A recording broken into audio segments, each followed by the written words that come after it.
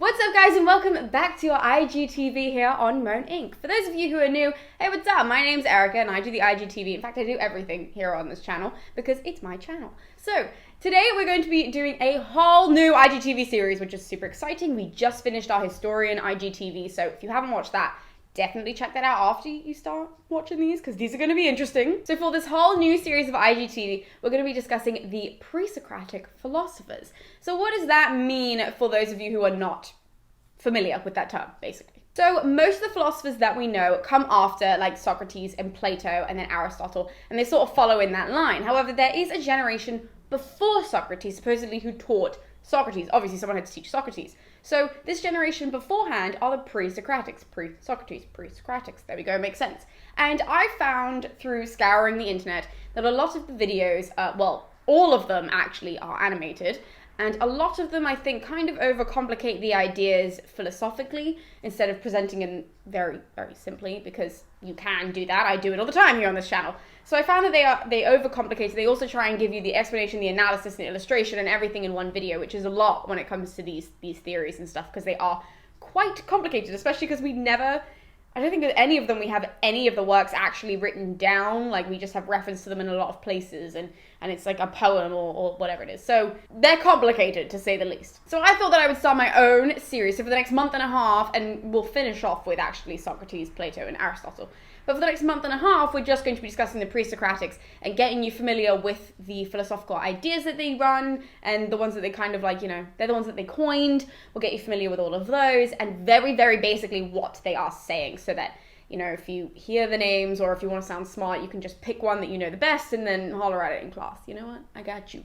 So today, that means we're going to be discussing the first official philosopher in ancient Greece, and his name is Thales of Miletus. So Thales was probably born in around 624-ish BC, and he probably died somewhere around 546, 45, somewhere around that point. The way that we know about him, by the way, is that he's referenced in a lot of different works. He's referenced by Aristotle, he's referenced by Diogenes, I think, as well. Diogenes, however you say that. And a bunch of other people who reference and they date him and all that kind of jazz. So that's how we know about him. Now, basically, the idea that he puts forward, which I'll get to in a minute, the idea that he puts forward is that water is the basis of all matter. It's that simple. It's that one sentence. Pretty much, if you just wanted that from this video, you could pretty much stop watching now. I'm begging you to keep watching because I like the views. But there are a couple things to understand before we get into that, because he was a Phoenician, which is here on an ancient Greek map. So he was a Phoenician who spent a lot of time in Egypt. Now, before we get into this idea, it's important to understand that what his idea and what his philosophical sort of premise is that it comes across very similarly to that of Near Eastern mythology and cosmology. He was really into cosmology. In fact, actually, what I should also mention is that he was so into cosmology, this is still Thales of Miletus, he was so into cosmology that he actually correctly predicted an eclipse that happened in like 580-ish BC, somewhere around that period. He correctly predicted that eclipse. So he was like a really smart dude, basically. And he was very, very familiar with the study of cosmology, was really into that, and then sort of went into philosophy more so. Right, so that's kind of handled. Those are just some key points to illustrate first and foremost. But let's get into this whole idea that water is the basis of everything, essentially, all matter. So the premise that he puts forward, according to Aristotle and Diogenes, is that he claimed that the earth actually as a whole sat on water. Like, that's how it existed, is that it was floating on water.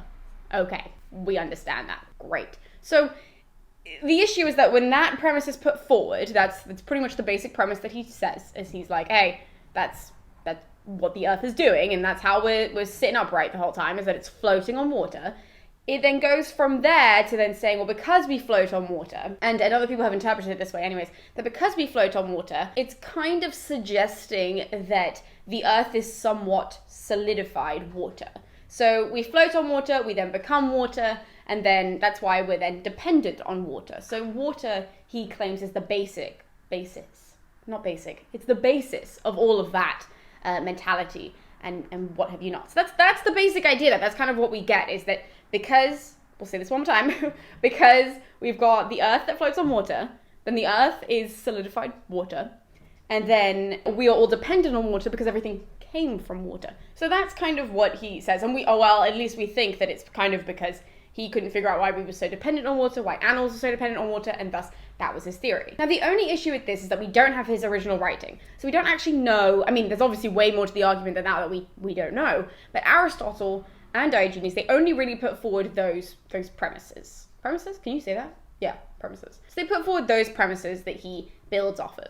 Now, the issue that in Aristotle, I'm not going to give you much analysis, but the issue that in Aristotle is that it appears that Aristotle is arguing against it, and he puts up a really good argument, to be fair with him, but it seems like he's arguing that point in order to then put forward his own point, which makes more sense. Now, that's how philosophy works, right? Obviously. But it lines up too well with his own motive that people are like, well, maybe he made up some of the little details, the finer details, I guess, to that argument, in order to push his argument to be more logical and the much more logical options. Then everybody ended up kind of hating Thales and being like, that was useless. Why would you assume that we were floating on water? Type of shit.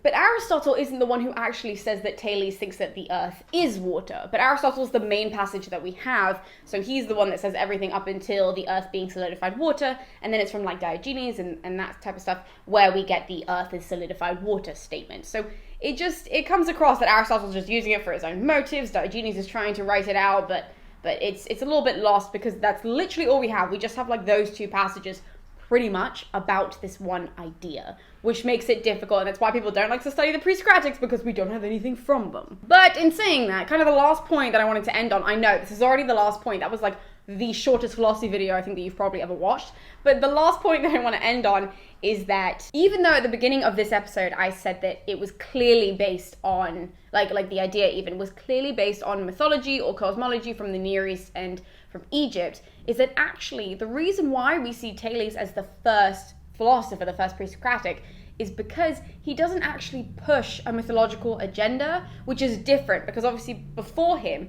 everybody would just kind of use mythology, they would use the gods to push a philosophical or a moral idea. That was sort of the point of mythology, was to push these moral ideas. And Thales is the first person that doesn't outwardly use, the gods will get mad at you if you do that, or like use a story in order to show that. He just says, hey, yo, this is my weird theory, and this is why I think you should believe in me, and and just people didn't really like him, so, there is that. But I think that's it. That's a really short episode. I know, really short, very basic. Just remember, Thales of Miletus, he came up with the idea that water is the basis of all matter, and that is it. That's that simple. So thank you guys so much for watching this episode. I know it's super simple. If you guys want the analysis of the argument as well, then do leave it in the comments and I can always film a follow-up video to this. But I thought I would just start off with simply explaining all of these ideas to you guys, just so that you know a name and you know the basic idea, and it's just that simple for everyone. So cheers guys, thank you so much for tuning in, and we will be seeing you next week. We'll be doing 3 videos a week actually, just to pound these out because they're super quick. So we will see you next week with Xenophanes. So we'll see you then guys.